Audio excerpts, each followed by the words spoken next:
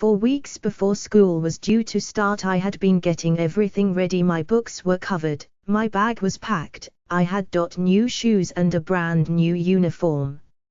However, as the day drew near I began to get butterflies in my stomach. Though I felt excited on the one hand, I felt nervous and apprehensive on the other. What if I was unable to cope with my studies? What if I didn't have any friends? What if the teachers were very strict and unrelenting in their demands? A whole lot of what-ifs crowded my mind. I barely slept the night before school was due to reopen. I tossed and turned in my bed, wondering what the next day would be like. I was up before the alarm rang. I dressed hastily and was on my way. I took my place in the assembly hall and listened to the principal give his welcoming speech.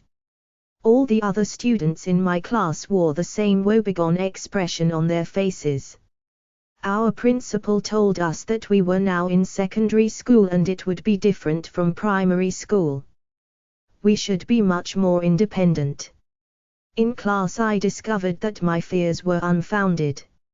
I soon made friends with my classmates, comparing my results with them and discussing our former schools. I relaxed and began to feel that I would really like this school after all. My form teacher, Mr. Quek, entered the classroom. He looked very strict and the nonsense kind. Oh, I thought to myself, I'm done for.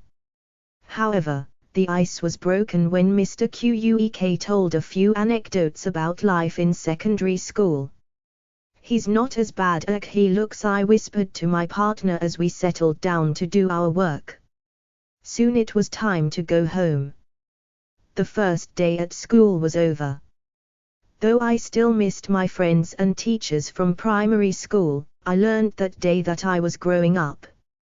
And growing up brought with it inevitable changes. I realized that just as my primary school days were over, a day would come when I would have to say goodbye to my secondary school. Till that day arrived, I made up my mind, I would do my best to make the most of secondary school life.